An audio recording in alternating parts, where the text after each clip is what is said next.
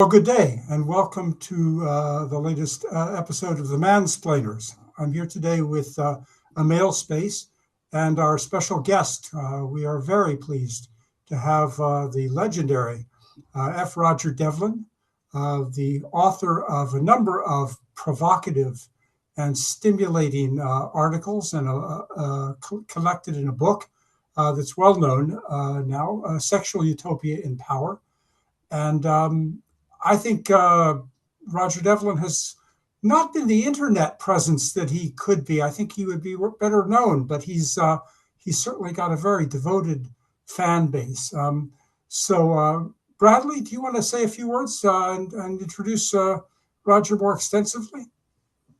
Yes, I would like to do that. I came across, I don't even remember how I stumbled upon it.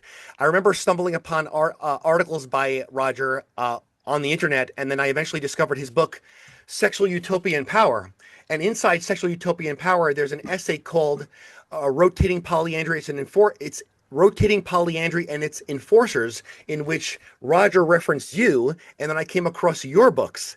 And ever since then, I've read both of your material, your articles and books, and both of you have had an enormous impact on me regarding my male experience in the current day, regarding sexual politics and sexuality and talk on the sexual market. And I do exhort, as usual, for men to get both of your books. Here's Sexual Utopia and Power by Roger Devlin and Taken into Custody by Dr. Baskerville. And I think that men ignore your books and your articles at their peril.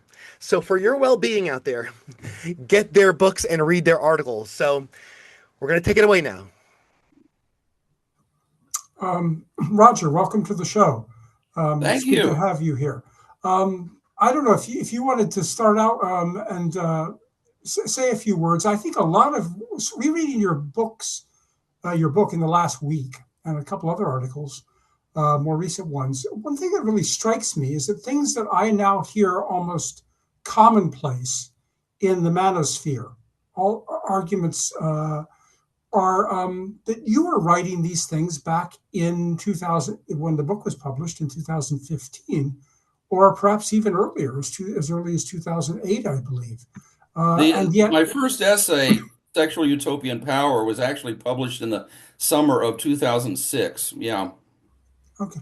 Well, am I correct about that? That these things that you were saying, 10 years ago or more than 20 years ago. Yeah. 20 years ago, have now become almost commonplace in the manosphere and among men and women. I don't see a lot of credit to you, quite frankly, for this, but perhaps my perception is wrong. Well, I would say I'm not surprised to hear you say that you found my ideas everywhere, but it's not necessarily because of my direct influence.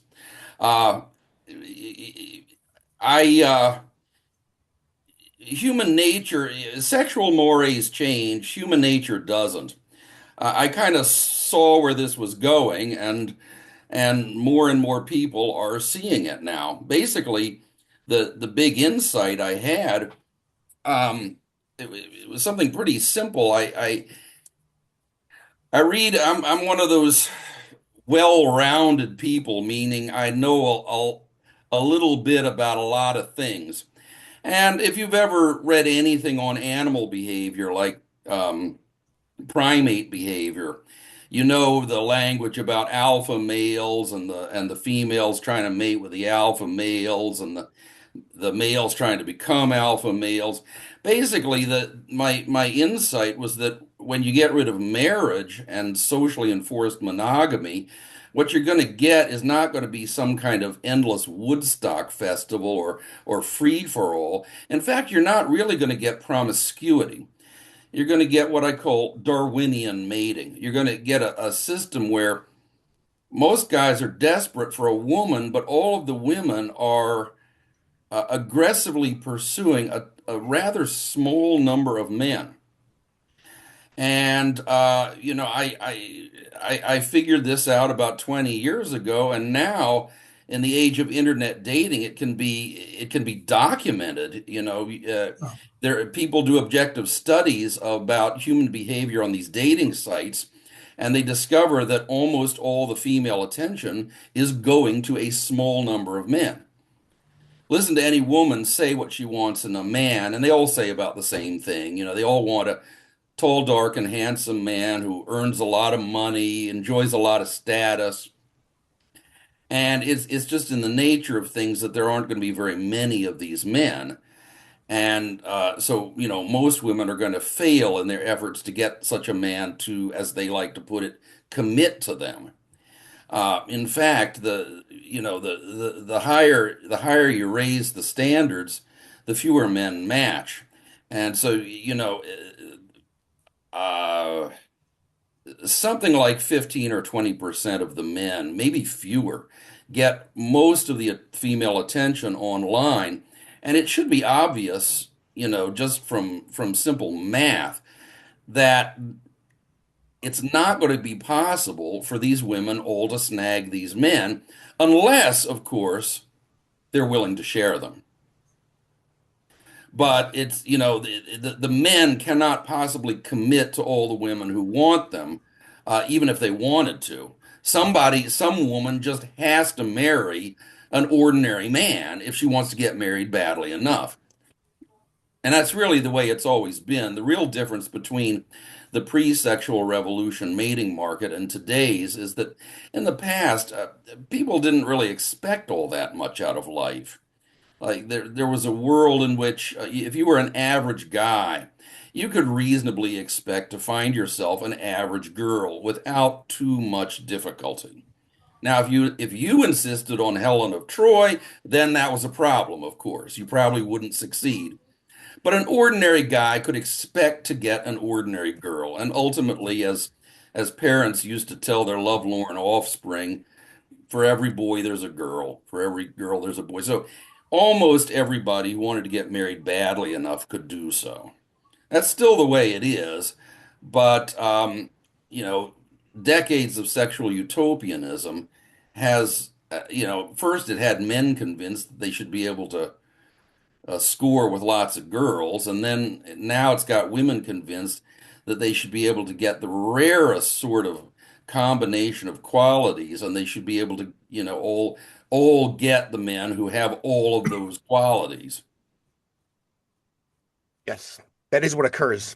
Now, from my understanding, that this was corrected from enforced monogamy, because as you said in your book, that when the institution of monogamous marriage breaks down, what we see is the strengthening of the already strong, meaning that the people who are attractive become strengthened at the expense of the unattractive. Yes. This scene strengthens the female at the expense of the male.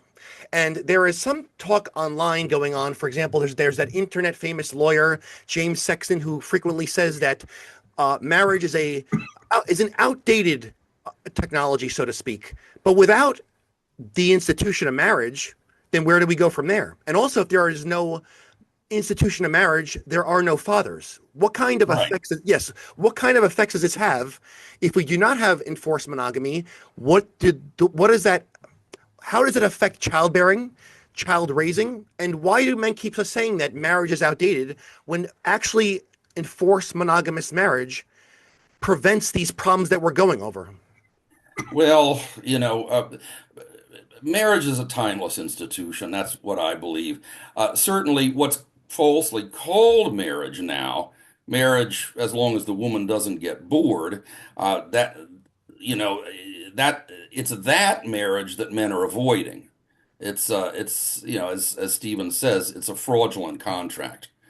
But actual marriage, where the woman, the man does his best to provide for the woman, and the woman is grateful for what she gets, and doesn't demand more. That is a timeless institution, and if it's obsolete, then our civilization is obsolete, because you can't have a civilization without families. Right, but the argument and I think, go ahead, Stephen. I was going to say I agree with you completely on that, and unfortunately, what Bradley said, how you summarized it, Bradley. Marriage is an outdated institution. Too many men nowadays are subscribing to that. They don't. I don't think they realize what they're accepting. They shouldn't be conceding that, because, as you say, marriage provides for fathers, allows children to fathers. You've said this. You've elaborated on it. I've said it. Daniel Ananias has said it. I think some of the best writers recognize this, but this insistence that on cohabiting, having children out of wedlock, I think men are kind of cutting their own throats. But go on, carry on. Oh, okay. Roger, go ahead if you have anything. Oh, well, yeah, I mean the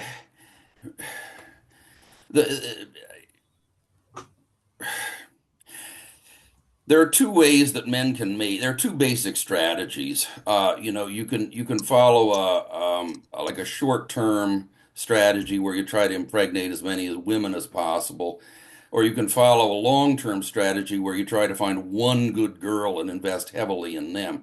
And civilization is built on persuading as many men as possible to follow a good girl mating strategy. To find and carefully choose one girl and invest heavily in her. There is a problem with this, which is, pretty obvious, namely, not all girls are good. Some guys have bad luck and they get caught with an unfaithful woman, but that doesn't mean that there's a problem with the institution of marriage. That doesn't mean that there's a problem with the idea of a good girl and a faithful wife. The shortcoming is on the part of the woman in that case.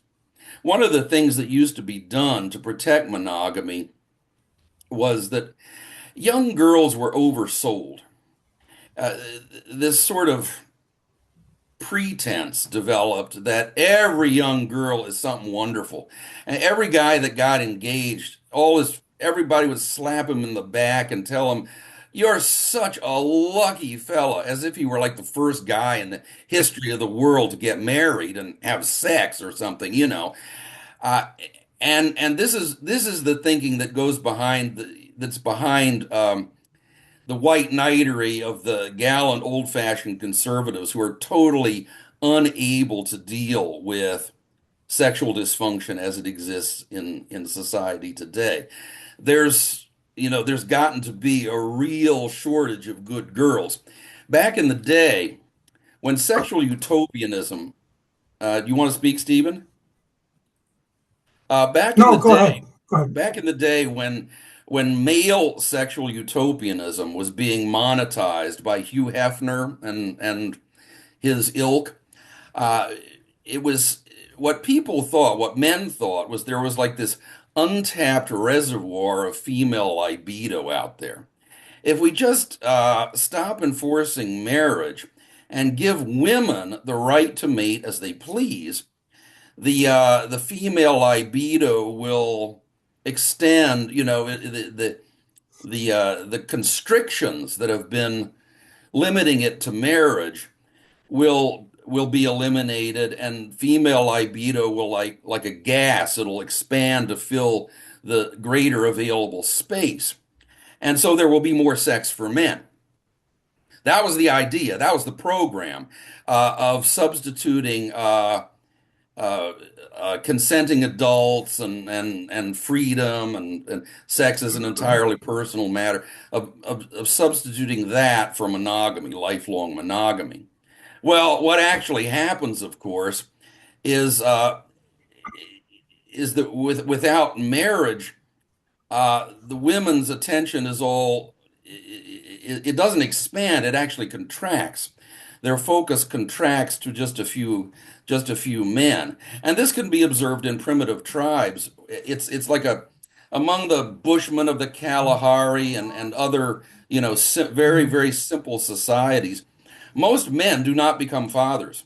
60% of men fail to reproduce. All the reproducing is done by a minority of the men. And that is what reemerges. Not more sex and it's amazing how many of these old-fashioned conservatives still believe that men today have more sex available to them than before.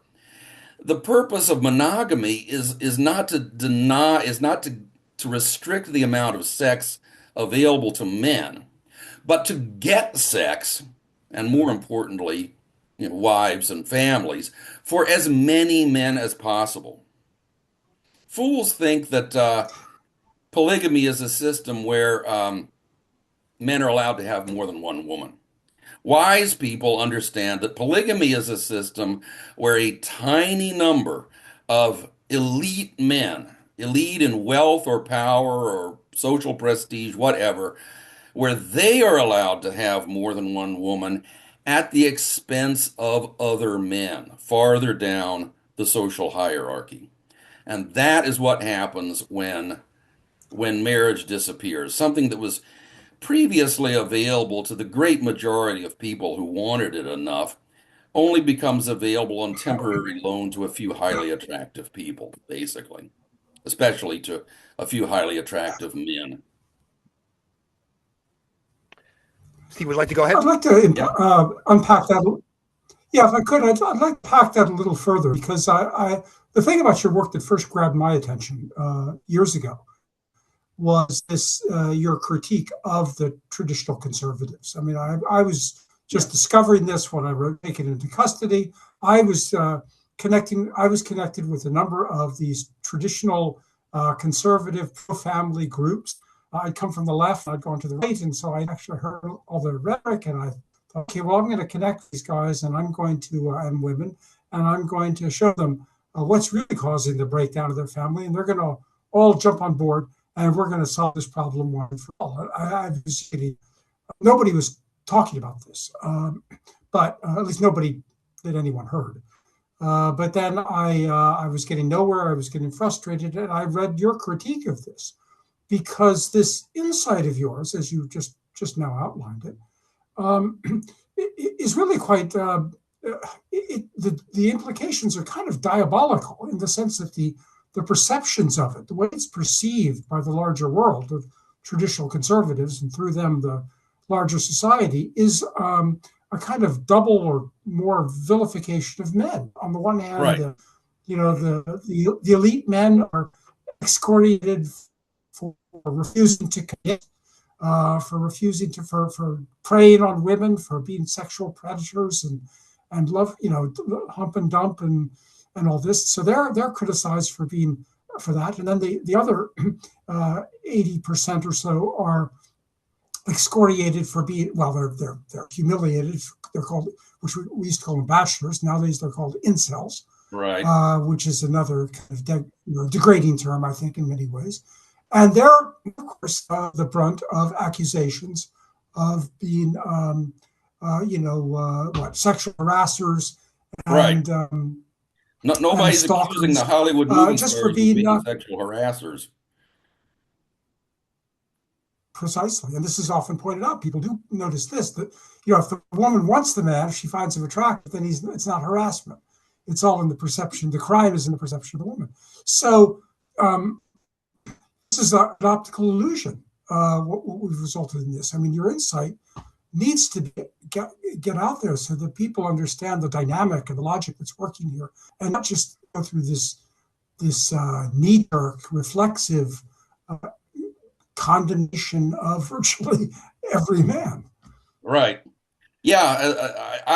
This was the original inspiration that made me sit down and write out my original essay, Sexual Utopia and Power. I was reading Chronicles at the time. And Chronicles editors would go on and on and on about male predators, their mental image of what was. See, the most fundamental thing about sex and sexual dynamics is really the weakness of the man's position, that we produce the abundant resource, sperm, and women produce the scarce resource, eggs. And that puts women about 99% of the way in charge of when mating takes place, how mating takes place. And this is why, in a traditional society, sexual it was primarily the woman's responsibility to be the enforcer of monogamy and to guide men into a monogamous relationship. And this is something very unusual because in almost every other aspect of life, it's men who have the responsibility. Women get cared for, they get taken care of. But women were put in charge of enforcing monogamy for the simple reason that we men are not very good at it. Young men are just desperate for sex. The scarcity of eggs and the choosiness of women virtually forces men to be sexual opportunists. Like, right, if you're a young man, if and rule number one is don't pass up a mating opportunity. Because if for the average young man, you don't get that many. If you're not a Hollywood movie star or a billionaire, mating opportunities don't come along that often. So men are practically forced to be opportunists and to, not say no to a woman. And this is something somehow these older men don't understand this. I think they think that they chose their wives, not understanding that, it was the wife who chose them.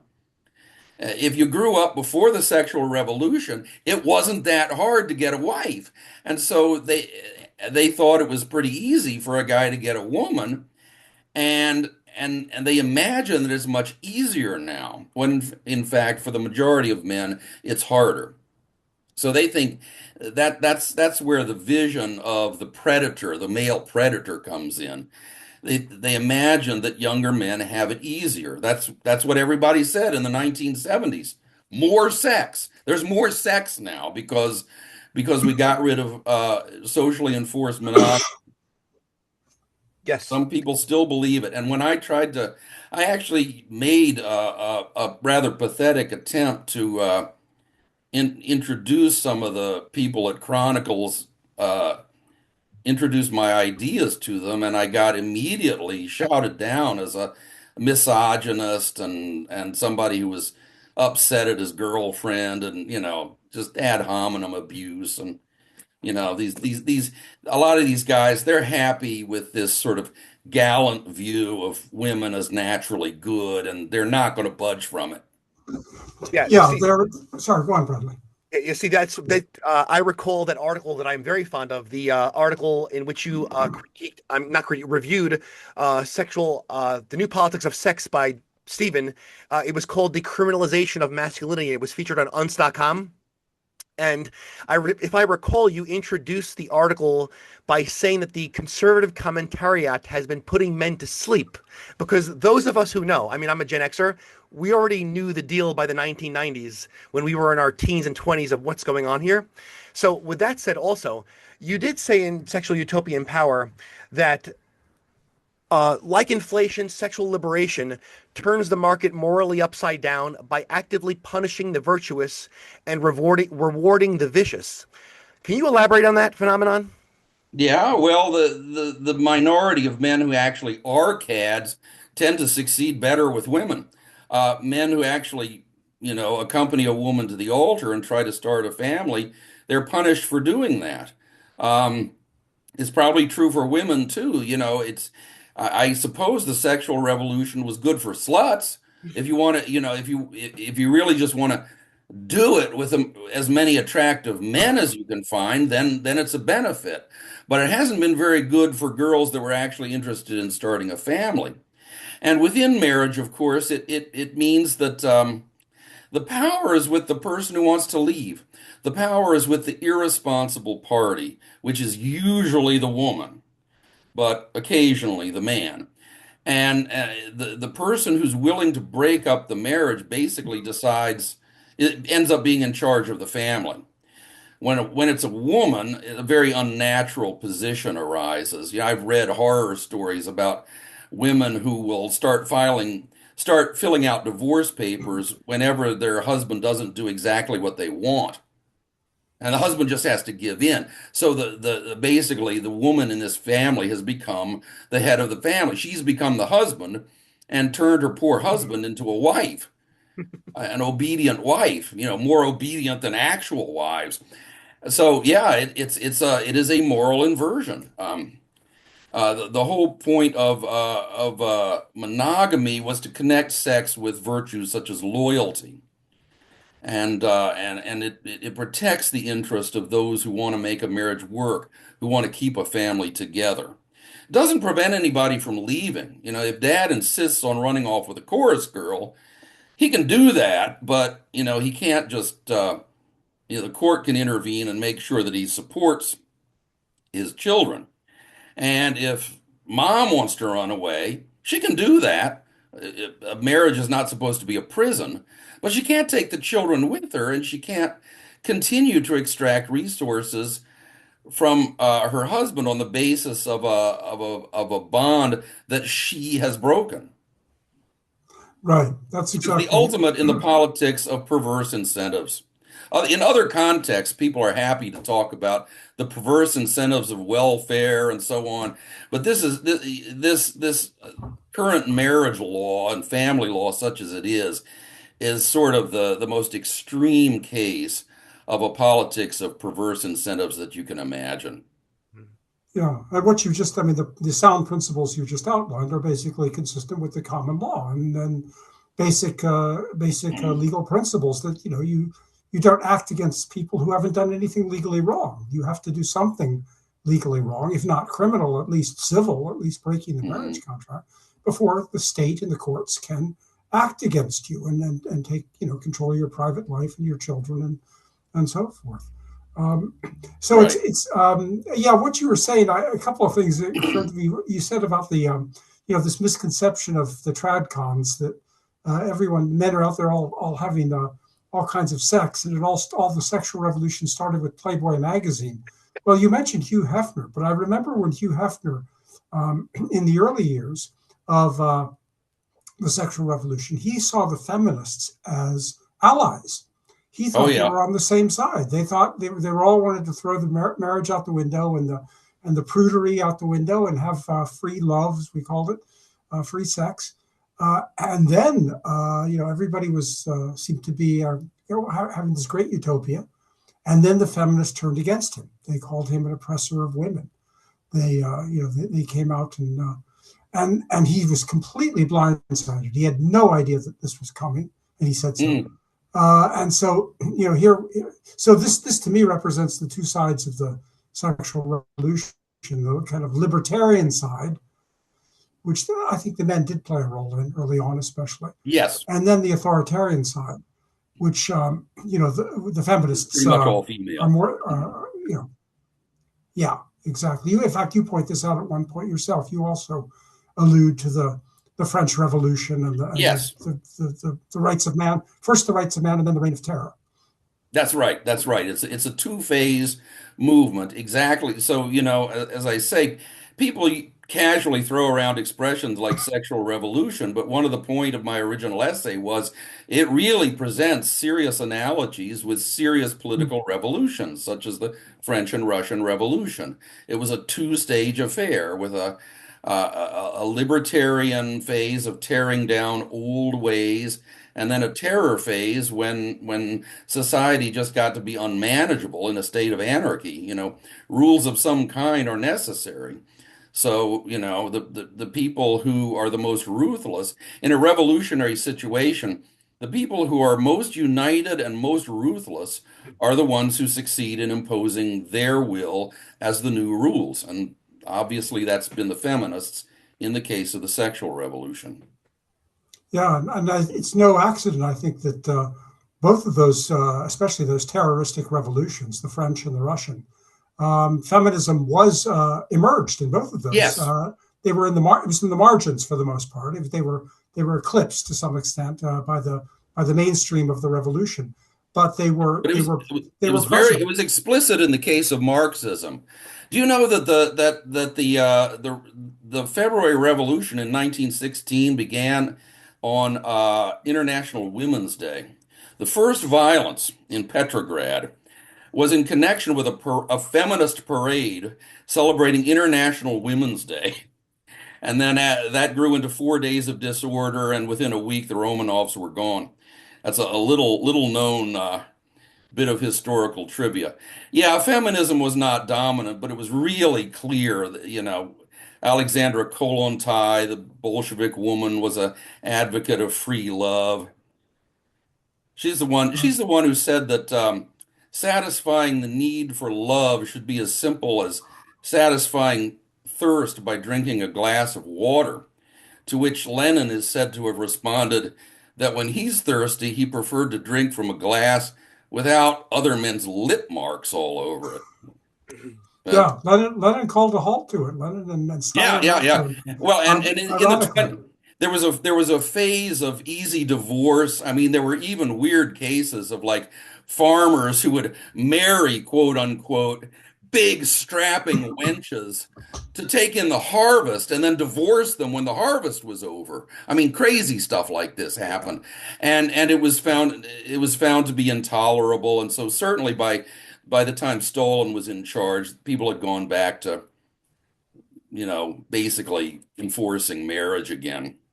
So what we're dealing with today in the 21st century West, what emerged really in, I suppose, first in California in some ways, in the 20th century, is a social and a political movement that was too radical for the Jacobins, too radical for the Bolsheviks, but Yes. we managed to enact it in the 1960s and in the aftermath of it. So I think that puts it into perspective. Yes, yes. Few things are more fundamental than sex and the family.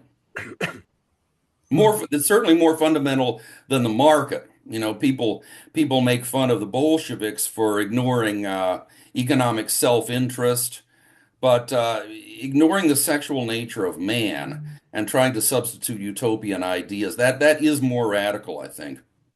Yeah. Yes, I think that is more destructive to society. And now that we're on the conservatives, what I wanted to continue with is that do conservatives discuss female sexuality as if women have no agency? For example, Yes. we'll usually hear stories about women, quote, being lured into Yes. pornography, or if a woman goes with a high status man, for example, her professor, and there is actual sexual attraction, after that dies down, no one knows how she wound up with this man. Meaning, Yeah, yeah, yeah. that he took advantage of her when, in Yes, fact, yeah. she was attracted to him because of his high status. Because of his status, exactly. Condemning men for using status to get a woman is like condemning a young woman for using her pretty face to find a husband. You're Yes, basically attacking the nature of heterosexual attraction at its fundamental level. You're an ally of Andrea Dworkin and trying to abolish sex altogether at that point. And it's amazing how people fall for it. Bill Clinton taking advantage of poor innocent Monica Lewinsky, who, I mean, it was embarrassed. They say everybody who worked at the White House saw this coming a mile off. It was just obvious that she was going after the president for weeks yes, before she finally succeeded. And then, of course, Bill Clinton gets the blame because he's a man. yes, and we can see also that, for example, even with platforms like OnlyFans, there's no manager, there's no middleman trying to get this Yeah. up. There's no agent. The women just have a camera like we have here, and that's by their own volition. Yes, yeah, yes. I've read a bit of like polemics against pornography from the old days. There was a book called The Skin Peddlers, I think, that was written back in the 1960s. When in those days, pornography was often controlled by organized crime. Hugh Hefner was a bit of a revolutionary in the public publishing industry and bringing you know, titillating nude photography to the masses in an above board way. And in these old fashioned polemics, uh, there are no bad girls.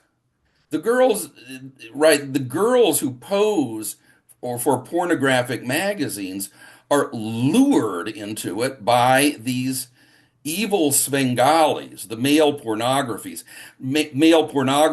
Now, I don't want to be taken as, being an apologist for male pornographers. I'm sure that most of them are not very nice people, and they're certainly not thinking about the well-being of the women that they're working with. Nevertheless, there doesn't seem to be any problem of girls not volunteering for porn. That just doesn't happen. I'm told that out in California, they'll have porn tryouts and girls will show up in a line around the block.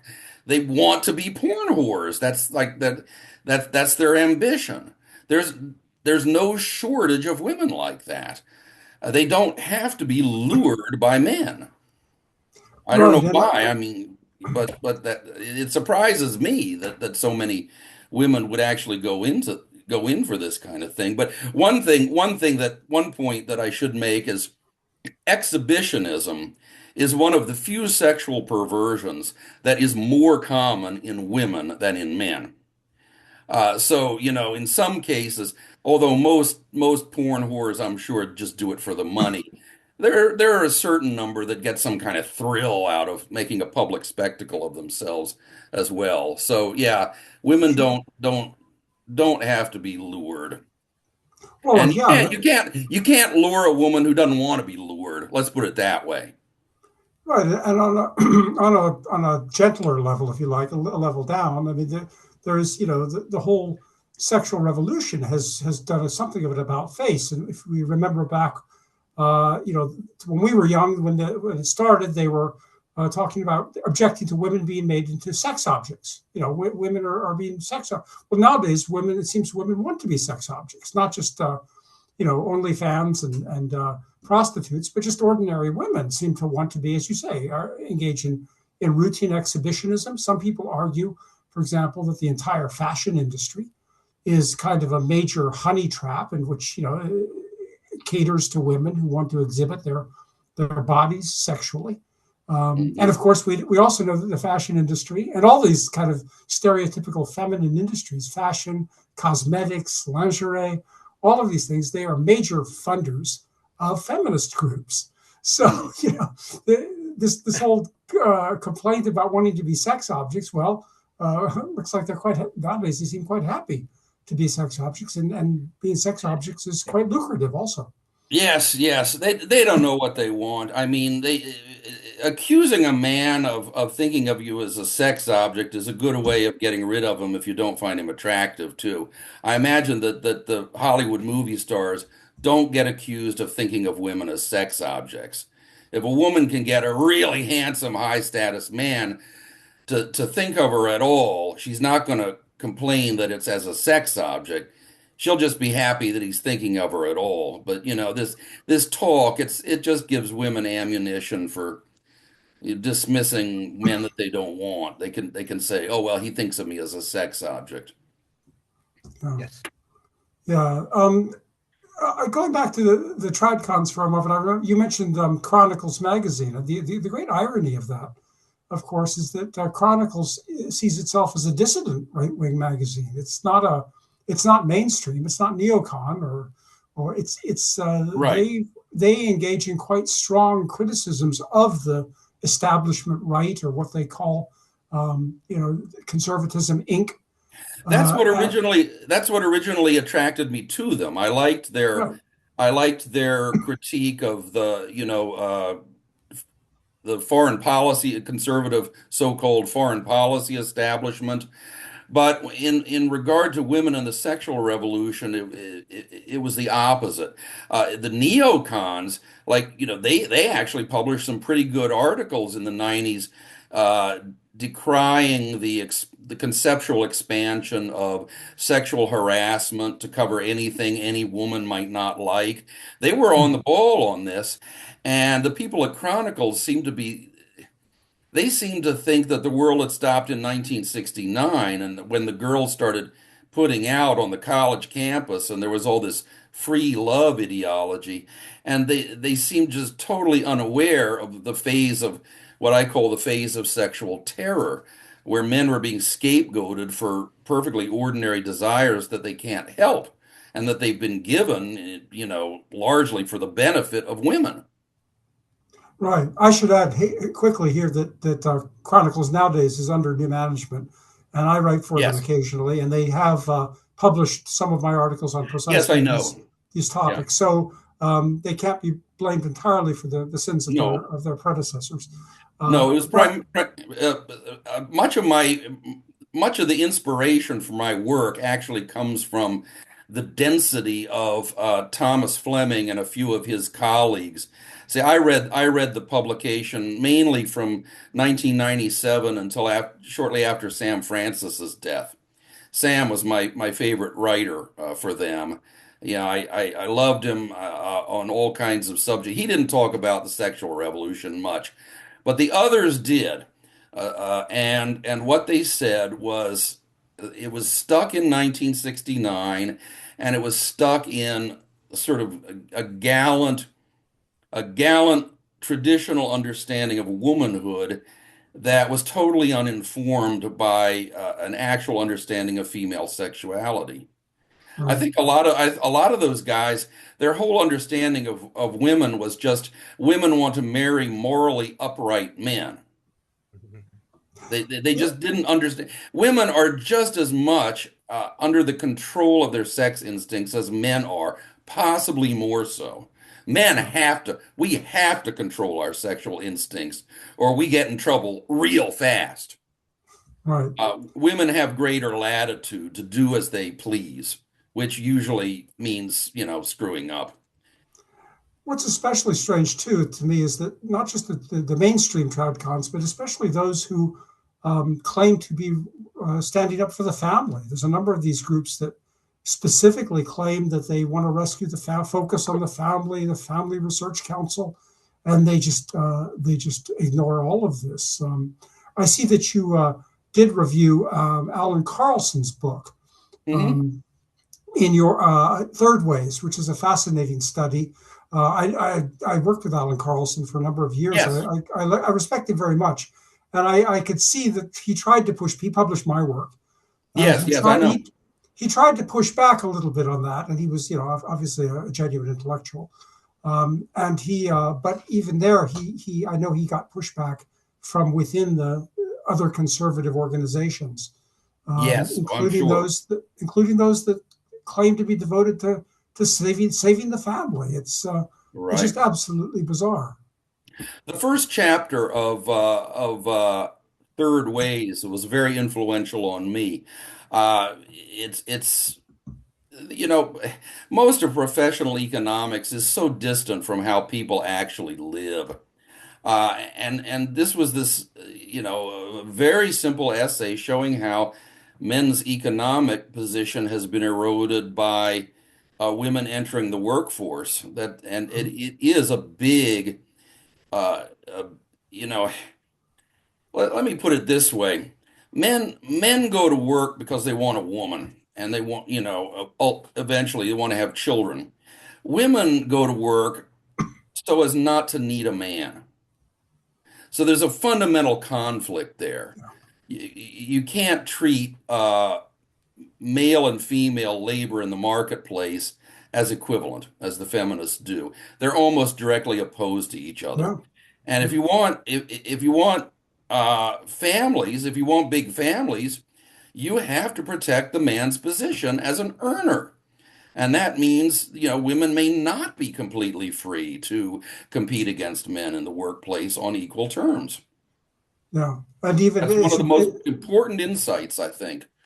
absolutely. And you point out, and Carlson points out that socialist groups, labor unions, and that were tried to keep women out of the workforce because they lowered the wages. They eroded men's wages. And I thought your chapter on economics of the family, I forget the title, home economics or something like Yes, that. yeah. In Sexual Utopia, I did an essay called Home Economics, and then in my upcoming book, there's a speech I gave in Finland, which deals again with some of this same stuff, the economic basis of marriage. It's very, very important. I mean, you mentioned a couple of points. Well, you really systematically deal with a number of things which I have hinted at, but never developed. And the fact that the very concept, the very word economics comes from the Greek word for Right. household management, or oikonomia. Yes. Was the management and early. The fact that we called it political economy was something that Right. it was that was originally economics meant you didn't have to say home economics. Economics, that was the only Yes, kind of exactly, economics. exactly. Um, Yeah. And yeah, this is why in the age of Adam Smith, they use the expression political economy to refer to what we call economics. yeah, Yes. and so nobody doubted. And we're planning, by the way, we've had some guests, and we're planning to have more on the subject of economics. I don't know if you're familiar with Shaw's work. This is Shaw. He goes by on the internet. He talks about the history of bride price Yeah. and dowry, which is a fascinating history. We're hoping to have him on in a couple of weeks. But this nobody doubted the family was an economic. Nobody had this romantic illusions about wedding cakes and fluffy dresses and all this. It was a hard nosed negotiation between the groom usually and the bride's father. It involved changing hands, and it was you would never dream of going into a marriage or sending your daughter into a marriage without having these things worked out and understood. You certainly wouldn't leave them to the bride and groom by themselves, or to their emotions, to their feelings. Right, right. They're Uh, too young to understand, the economics of marriage. They only understand their own feelings. That's right. and Yes. we've just forgotten all of this. So much of this we've would have been commonplace, would have been understood. Marriage is a union of two extended families, not just two individuals. I was And we've influenced by Carlson's definition of marriage as a sexual and economic union between a man and a woman. And one effect of the sexual revolution is that we focus obsessively on sex, which is the woman's natural strong point, and tend to forget economics, which ought to be the man's. Now, it is the man's naturally strong point, but if an economy has been turned upside down by feminist legislation, eventually you arrive at a point where the women are out earning the men. They don't see the men as potential mates for that reason, and it's just a mess. There are several cities I understand in the United States now where women in general are out earning men. If these yeah, no, women want to get married so damn much, why don't they, pay to take us out? Or this is kind of silly, I guess, but it certainly the men who are on strike or on the marriage strike, they ought to there's a lot to be said that they can say in their favor. The women are out earning us mostly thanks to a feminist thumb on the scale, quotas and all that. Let them make their own money. Let them pay their own bills. They've been telling us that a woman without a man is like a fish without a bicycle. So, let them live by themselves. There's nothing radically new about spinsterhood, obviously. These women, in effect, are choosing to be spinsters. Let them be spinsters. yeah, yeah, absolutely. We can But do the best of the everything. women, what happens is the women end up sexually frustrated. This is another point that you would never find the trad cons writing about. The trad cons want to write about horrible, horrible men forcing themselves on women. One man, Henry Macau, wrote an essay called The Effects of Sexual Deprivation on Women. What if we are actually living in an age of massive female sexual deprivation? And there's a lot of evidence that that there are literally, just physically, sexually frustrated women out there. They're frustrated for a number of reasons. They're earning so much they can't possibly consider a man who earns less than them. And then they're all reading Cosmo and actually believing in this promise that they're all going to get movie stars and have an exciting love life. And they don't realize that the promises are false until their mid 30s or so. So you get a lot of women who are quite literally sexually frustrated.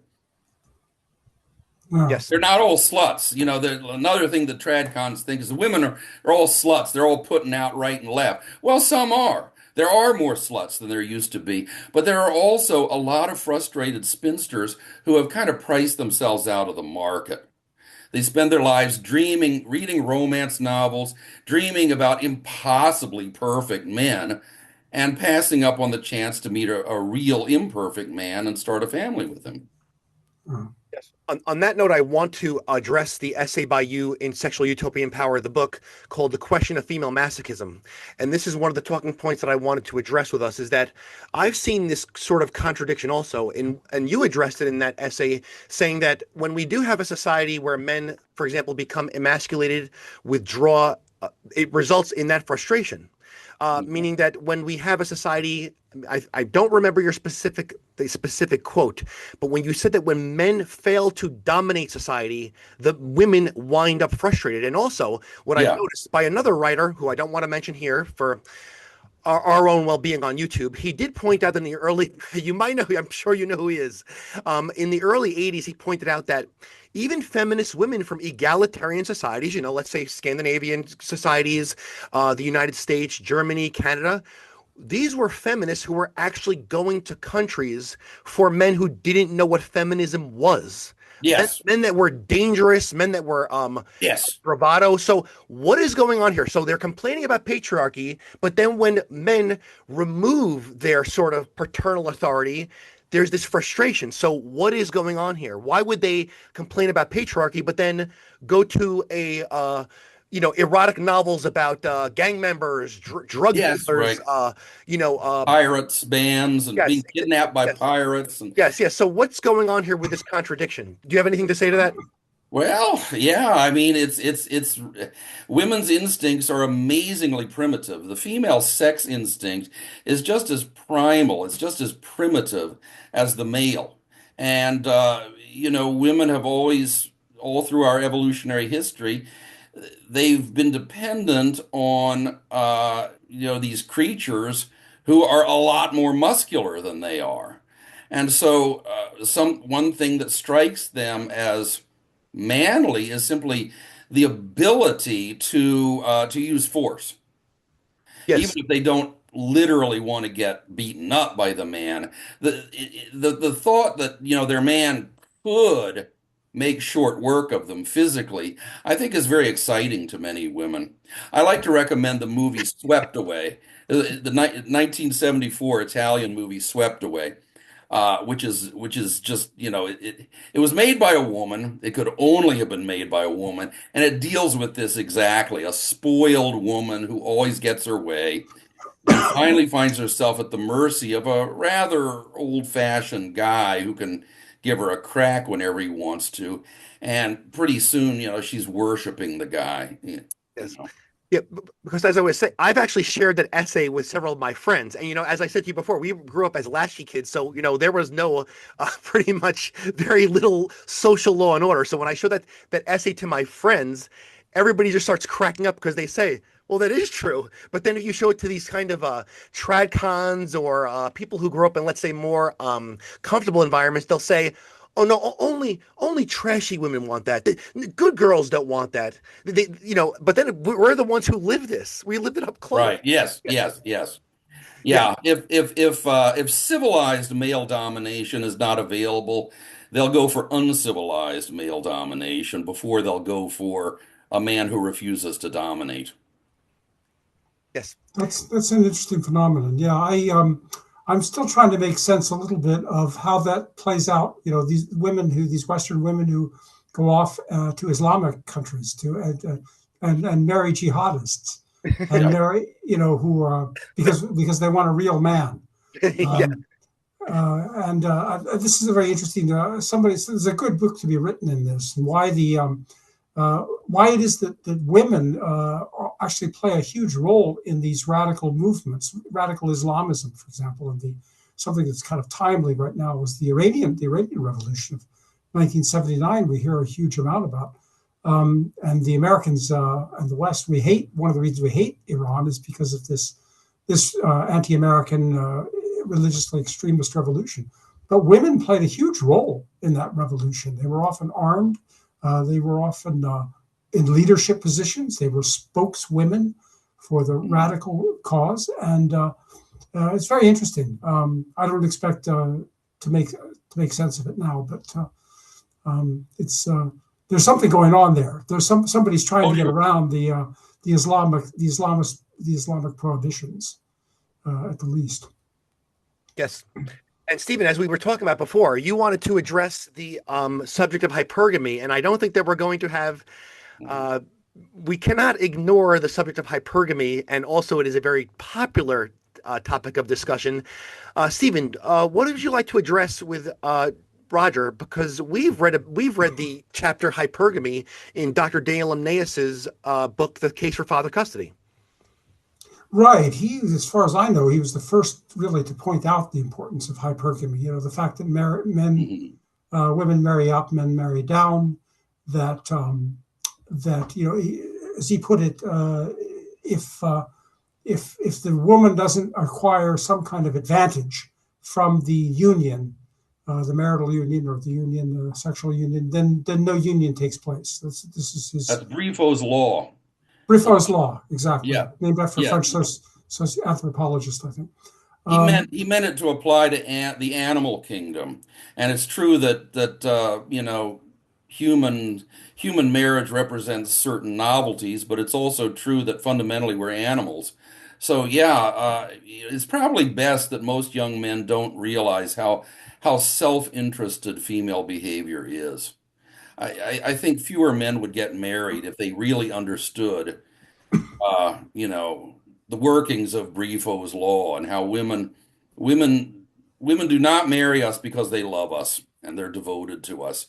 They marry us because they expect a benefit. Well, and the conclusion that a lot of men nowadays seem to gather from hypergamy is that the women will flip from one man to another if they think they can get a better deal. They do. Yeah, They which is they obviously do. true. Yeah. Yeah, it happens, although women's sexuality is more slow. We're producing billions of sperm every day and they ovulate once a month. So they won't go maybe from man to man quite as quickly. But practically every one thing that most men don't understand is practically every woman has a backup boyfriend or husband. Most women, even married women, they know what man they would glom onto if they lost their current man. They just, that's the way they are. Interesting. Yeah, I see a lot of parallels between your work and I think Amneas's work and your work are quite consistent with one another. One of the things I that have read The Case for Father Custody, by the way. Yeah. I've yeah, forgotten that he has a chapter on hypergamy in there, but yeah, it's not a term. Some people think I invented the term, which is not true at all. And it's been, I think I got it from Michael Levin's Feminism and Freedom, published in '88, and he cites a huh, text from the '70s.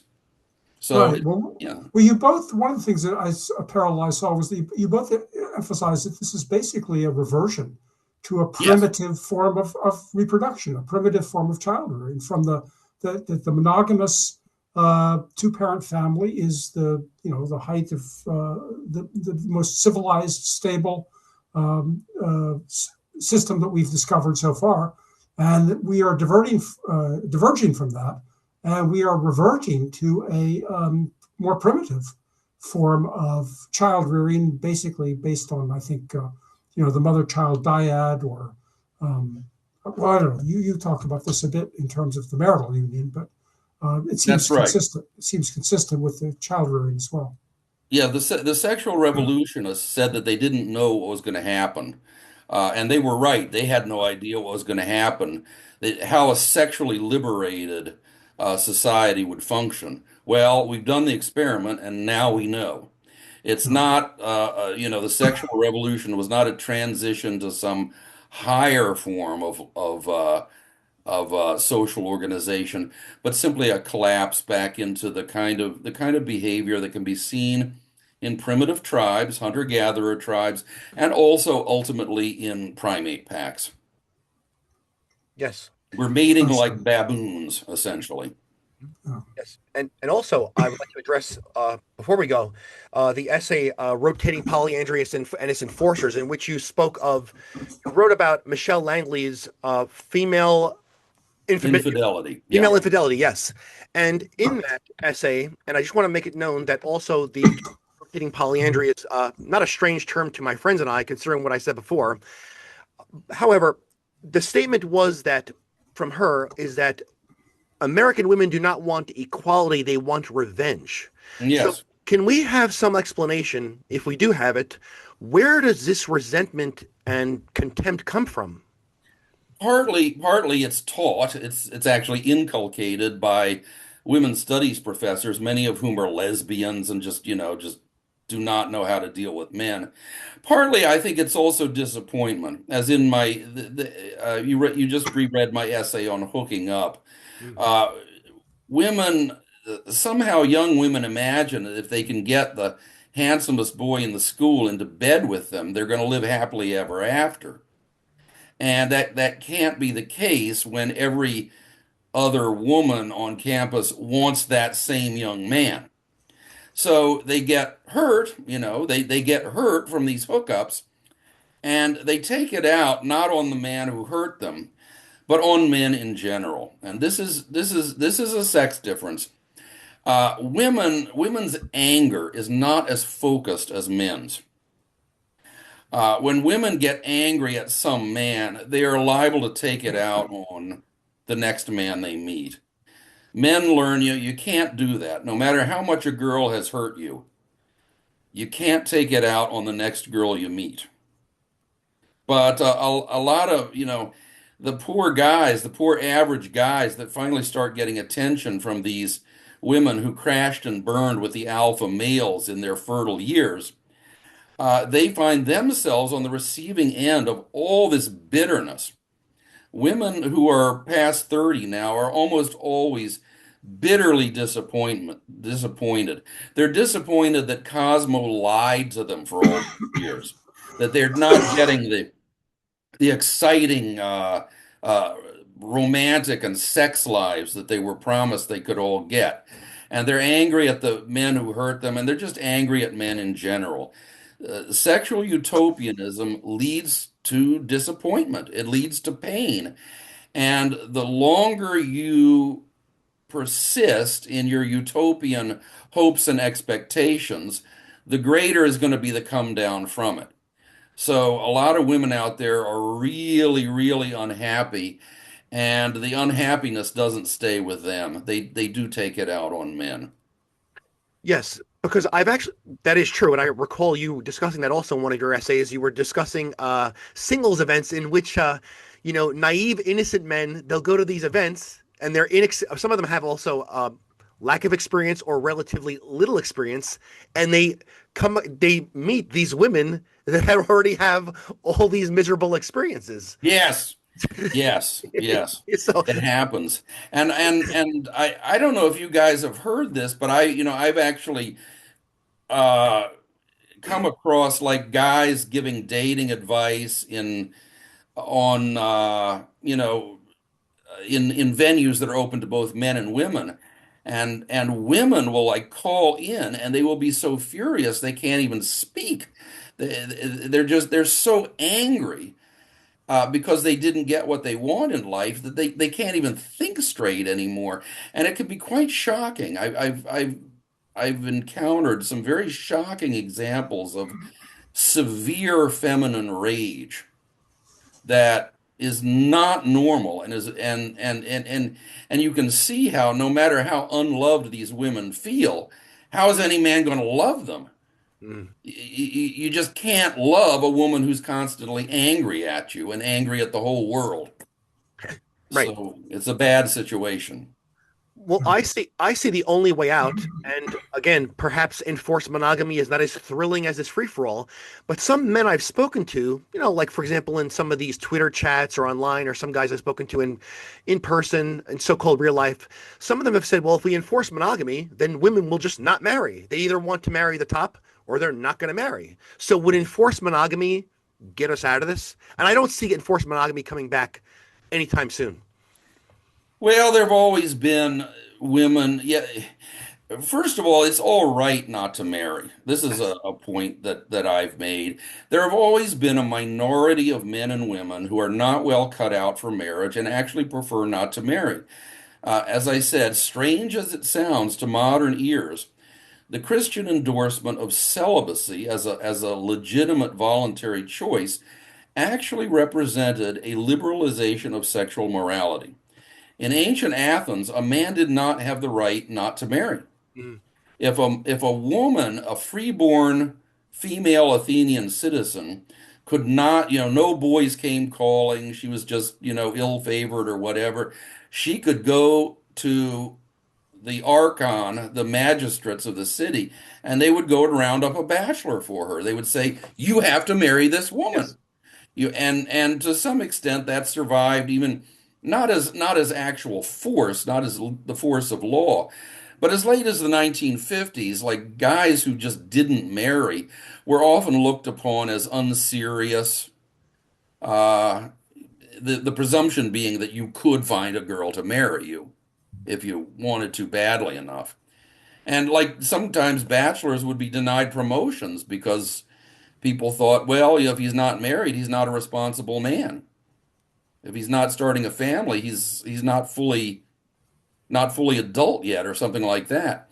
So there was pressure on men and women, even kind of toward the bottom of the attractiveness scale, to find somebody and just get married. Yes. The great thing about marriage is you don't actually have to be glamorous to make a success of it. Yes. I tell people to watch the movie Marty that was made back in 1955 at the high tide of American monogamy. Yeah. Joe Sobran once said, that marked the pinnacle of American monogamy. Having this movie about a plain man and a plain woman and how they actually succeed in securing a little bit of happiness in this world. They maybe don't have much, but they have each other. Yeah, I saw that film. It's a good film. I recommend it. And I'm Yeah. going to list in our description. I'll list the articles and books and films we've mentioned. Swept Away, the Italian film, Yeah. which I watched also. And Yeah. I've seen that too. I remember that. Yeah. and Stephen, before we go, one more thing is that I remember, Cole, you wanted to address the term incel because incel. Oh, I mean, yeah. before we used to call them bachelors, but to me, okay, I take it like this. The original definition of incel of this portmanteau is involuntarily celibacy. So that means that someone wants a mate but cannot find one. That's simply what it was originally, and then it became something else. Stephen, do you want to address that term? Well, I don't know that I just have a question, a very simple question. Does it really exist? Do incels really exist, or is this something that is made up by the feminists and others to Oh, impugn? I think it exists because, as I said, in primitive bands, Yes. 60% of men do not succeed in fathering a child. They Okay. probably don't do any mating. See, marriage subjects women to two constraints that do not exist in nature. A woman can only choose a man who has not already been chosen by another woman, and the woman must stick to her choice. Yes. Neither of those neither of those exist in nature, and when feminists attack marriage, they're attacking those two constraints. They want to be able to mate hypergamously with the most attractive man they can find, even if another woman's got her, they want to be able to poach her, take her away, just as Helen Gurley Brown recommended in the pages of Cosmo. Go ahead, go after married men. Mm. And this is going to leave a lot of frustrated bachelors out there. Over half of the population, according to what anthropologists have observed in primitive tribes, it's over half the population of men that can't get mates under that situation. And that is a terrible, terrible. First of all, these tribes, it's not an accident that they're extremely primitive. Yes. Uh, but as I say, it's marriage that does not deny men all the sex they could otherwise get. It's marriage, the socially enforced institution of marriage, that gets sex and family and fatherhood for as many men as possible. That's one of the main reasons it exists, because the man's position is so weak. We can't control mating. So we have to subject women to these two artificial constraints to make it possible for ordinary guys to get a wife and start a family. So So yeah, there's incels are real. They're simply the reemergent 60% of men lower in the status hierarchy. It is harder to get a woman today than it used to be before the sexual revolution. Not easier. so basically there's two reasons why marriage primarily benefits men. One is the one you just outlined, and the second one is that marriage creates fatherhood. And we Yeah. didn't talk about that. That's a big topic, but I know Yes. you and I both quote Thomas Hobbes, as I recall, to Yeah. that Yes. effect. Yes. So maybe we could save that till the next show, next time Yeah, Well, sure. we sex do and that. fatherhood. See, sex is something that in a healthy society, it's mainly the concern of young adults for a few years. After a few years of sex, you just morph into dad. And, it's important to remember that whether you marry or not, sex is a rather small part of a human life well lived.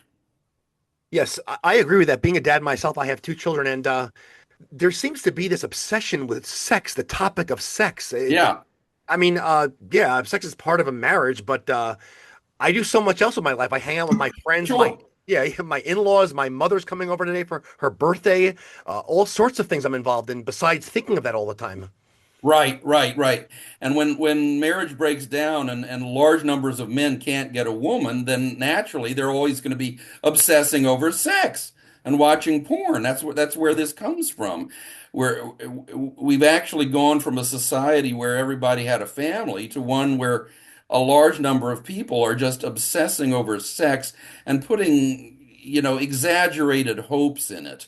And it's not, sex was never intended to make everything about sex is designed to benefit the race as a whole. Yes. If, yeah, it's not designed for individual happiness.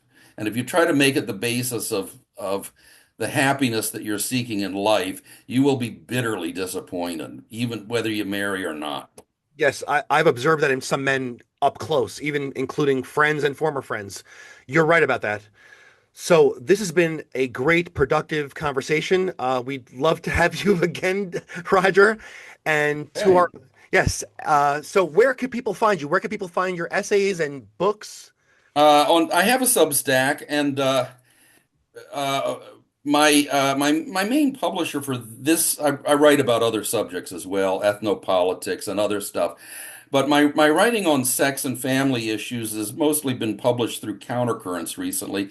They're the publisher of Sexual Utopia and Power. A new second edition is out with a couple of extra pieces in it now. And they're going to be publishing a new collection of essays published last year. We're going to call it Not Hooking Up. And I hope that'll be out by this summer from Countercurrents. Where you can't find my work is on Amazon. I have been banned from Amazon. At least my Sexual Utopia has been banned from Amazon.